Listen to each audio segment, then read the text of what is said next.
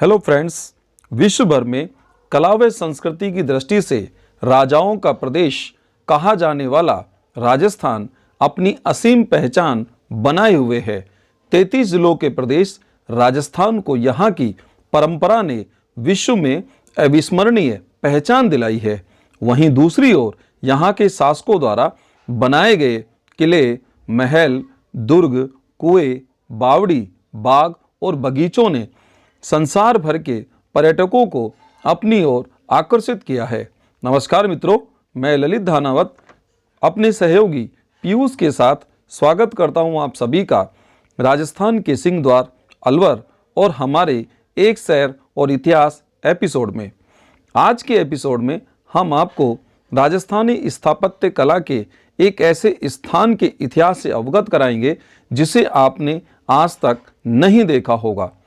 आज हम आपको लेकर चल रहे हैं अलवर शहर मुख्यालय से 38 किलोमीटर दूर दक्षिण की ओर चलने पर स्थित है राजगढ़। राजगढ़ से 8 किलोमीटर की दूरी पर स्थित है माचाड़ी कस्बा। माचाड़ी वह स्थान है जहां से राजगढ़ के इतिहास का जन्म हुआ था। माचेड़ी में आप आज यहाँ के एक कुएं का इतिहास और स्थापत्य हमारे साथ जानेंगे। जी हाँ मित्रों, आप शायद सोच रहे होंगे कि कुएं तो आपने बहुत देखे हैं, तो कुएं जो मात्र जल संरक्षण के लिए आज तक जाने जाते रहे हैं, उनका क्या इतिहास और क्या उनका स्थापत्य। लेकिन जिस कुएं को आज हम आपको दिखाने वाले हैं उसे रानी का कुआं कहा जाता है। उसे इतिहास में रानी के कुएं के नाम से जाना जाता है। विश्व भर में शायद ऐसा कुआं कहीं नहीं हो। अन्य कई चैनल्स के द्वारा इसे मौत का कुआं कहकर लोगों को डराने और इसके इतिहास को बिगाड़ने का प्रयास किया गया है, जबकि यह रानी का कुआं अपनी खूबसूरती के लिए जाना जाता है। रानी का कुआं यदि माचेड़ी से हटा दिया जाए तो हम दावे के साथ कहते हैं कि संपूर्ण माचेड़ी का इतिहास ही अनाथ हो जाएगा। रानी के इस कुएं का निर्माण माचेड़ी के गुर्जर प्रतिहार वंश के शासक ईश्वर सेन की रानी चंपा देवी के द्वारा सन 1458 में करवाया गया था। अन्य चैनल वालों ने इसका वीडियो जो डरते हुए नाटक करते हुए बनाया है तथा इसे मौत का भयानक कुआं कह के बताया गया है। इसके लिए हम आपको यहाँ बताना चाहेंगे कि इस कुएं में बना है शिव परिवार का एक छोटा व सुंदर मंदिर, जिसमें आज भी यहाँ के निवासी नित्य भगवान शिव की पूजा करते हैं।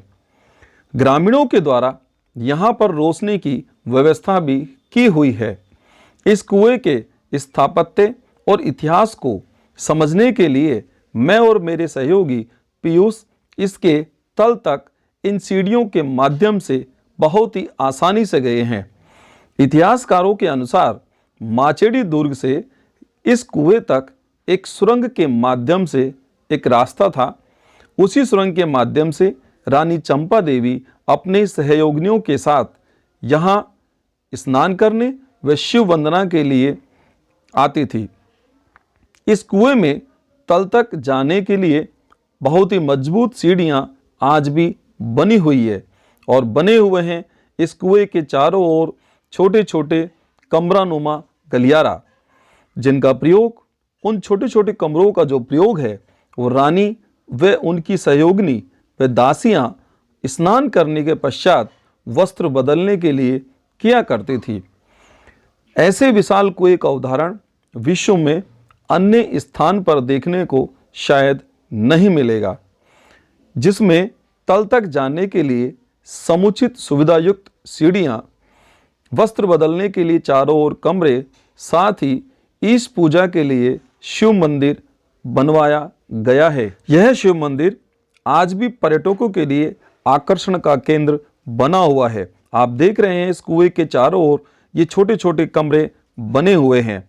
इसका स्थापत्य जो हम आपको दिखा रहे हैं ये लगभग 100 फीट से भी ज़्यादा गहरा कुआं है, जिसके चारों ओर बाकायदा कमरे यहाँ बने हुए हैं और इसी के साथ ही नीचे एक सुरंग भी है। इन्हीं कमरों का प्रयोग रानी और दासियों के द्वारा वस्त्र बदलने के लिए किया जाता था। यह शिव मंदिर, यहाँ जो शिव परिवार की मूर्तियां लगी हुई हैं, यह इस कुएं तक जाने के लिए बहुत ही आसान रास्ता है। इस रास्ते के माध्यम से ही हम इस कुएं के तल तक पहुँचे हैं। यहाँ किसी प्रकार का कोई डर नज़र नहीं आता हमें, ना ही किसी प्रकार का मन में कोई भय लगता है।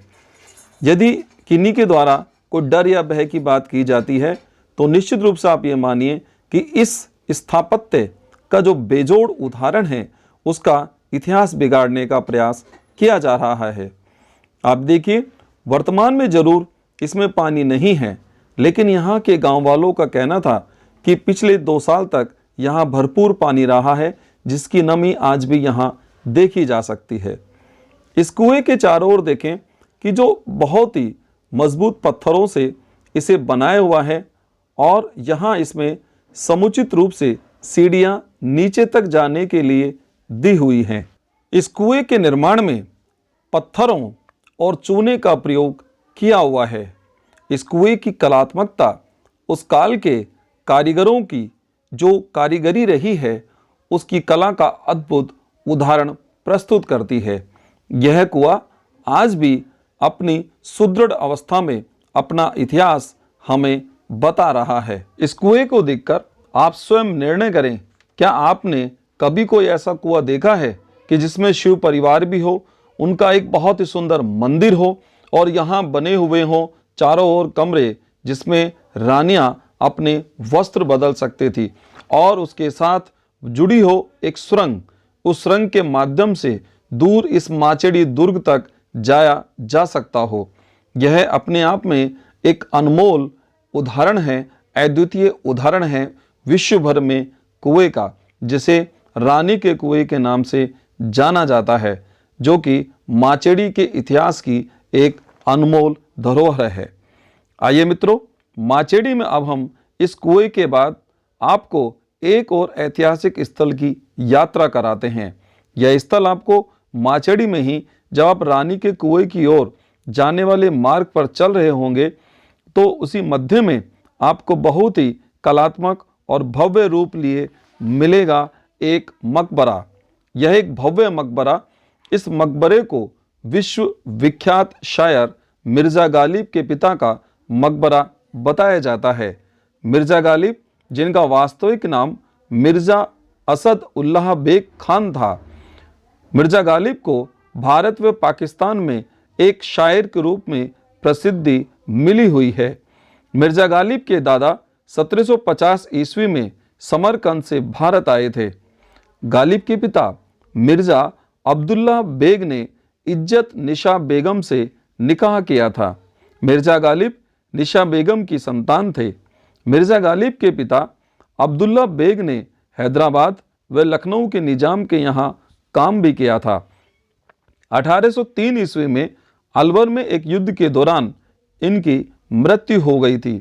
यहाँ पर 2 मकबरे बने हुए थे, जिनमें से एक मकबरा नष्ट हो चुका है। एक मकबरा अपना अस्तित्व आज भी कायम रखे हुए है। इस मकबरे की बनावट मुगल शैली से समानता रखती है। मुगल काल के अंदर इसी प्रकार के मकबरे बने हुए हैं।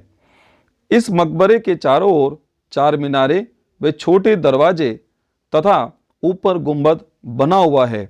बनावट की ओर ध्यान दिया जाए तो आप देख रहे हैं कि तल की ओर से ऊपरी की ओर चलने पर इसकी चौड़ाई कम होती जाती है, यानी कि इसका तल ऊपर की सिरे से ज़्यादा चौड़ा है। स्थानीय लोगों का कहना है कि बंटवारे के समय असामाजिक तत्वों के द्वारा इन्हें नुकसान पहुंचाया गया था। यह मकबरा जो कि एक इस समय बचा है, इसे मिर्ज़ा गालिब के पिता का मकबरा माना जाता है। एक मकबरा जो कि यहाँ नष्ट हो चुका है। ये 2 उदाहरण इतिहास के जो आज हमने आपको दिखाए हैं, रानी का कुआं और मिर्ज़ा गालिब के पिता का मकबरा। आज का हमारा ये वीडियो यदि आपको अच्छा लगा हो तो आप हमारे चैनल को सब्सक्राइब कर सकते हैं। इस वीडियो को ज़्यादा से ज़्यादा शेयर व लाइक जरूर करें ताकि अलवर के इतिहास से लोगों को परिचित कराया जा सके और अलवर के इतिहास को विश्व की पहचान दिलाने वाले इस यज्ञ में आप भी अपनी एक आहुति दे सकें। आप सभी का बहुत बहुत धन्यवाद।